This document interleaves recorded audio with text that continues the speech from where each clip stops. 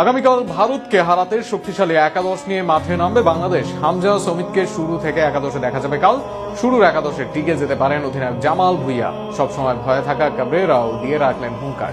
এদিকে জামালও বললেন ভারতকে ঘরের মাঠে হারাতে চান। বাংলাদেশের আগামীকালের ম্যাচ নিয়ে ভাবনা ও সম্ভাব্য সেরা একাদশ নিয়ে থাকছে প্রতিবেদন। আগামীকাল ভারতের বিপক্ষে শক্তিশালী একাদশ নিয়েই মাঠে নামতে পারে বাংলাদেশ। কাবরেরার সুবুদ্ধি হলে কাল পরিবর্তন আসতে পারে ডিফেন্স অ্যাটাকে আর গোলবারেও। তবে অনভিজ্ঞ শ্রাবণের জায়গায় মিতুলকেই খেলানোর সম্ভাবনা বেশি। তবে ডিফেন্সে সাদউদ্দিনকে বসিয়ে তাজউদ্দিনকে খেলানো হতে পারে কাল। লেফট ব্যাকে খেলবেন প্রবাস থেকে আসা জায়েন আহমেদ, আর সেন্টার ব্যাকে ফর্মে না থাকলেও তোপো তারিকেই ভরসা করবেন কাবরেরা।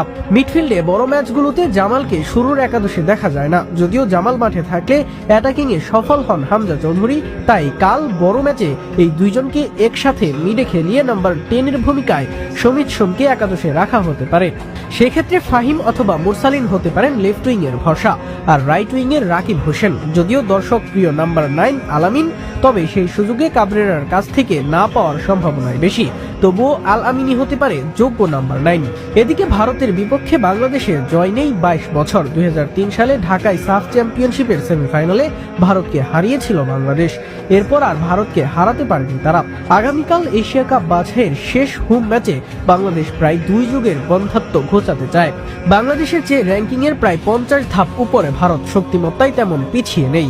এরপরেও এবারই ভারতকে হারানোর ভালো সুযোগ মনে করছেন অধিনায়ক জামাল ভুঁইয়া। তিনি বলেন, ভারত তাদের সেরা অবস্থানে নেই, তো এবার সেই সুবিধা যদি নিতে পারি। এটার ব্যাখ্যাও দিয়েছেন তিনি। ওদের সুপার লিগে এখনো শুরু হয়নি। অনেকে অভিযোগ করে কেন তাদের লিগ চালু হচ্ছে না। আমি মনে করি এটা আমার জন্য পজিটিভ। ভারত ম্যাচের আগে নেপালের বিপক্ষে একটি প্রীতি ম্যাচ খেলছিল বাংলাদেশ। সেই ম্যাচে প্রতিপক্ষ নেপাল খুব লো ব্লক করেছিল, তাই বাংলাদেশের কোচ হাভিয়ের কাবরেরার প্রত্যাশা ভারত ম্যাচে বেশি গোলের সুযোগ হবে।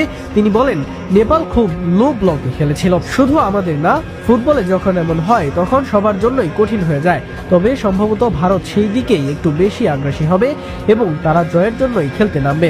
আমরা সেই অনুযায়ী কাজ করেছি। নেপালের বিপক্ষে কোন জিনিসগুলো আমরা করতে পেরেছি এবং কোন জিনিসগুলো পরিকল্পনা অনুযায়ী করতে পারিনি সব বিশ্লেষণ করেছি।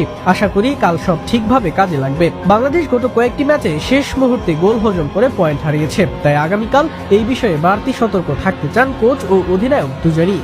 আগামীকাল রাত 8টায় জাতীয় স্টেডিয়ামে মুখোমুখি হবে দুই দল।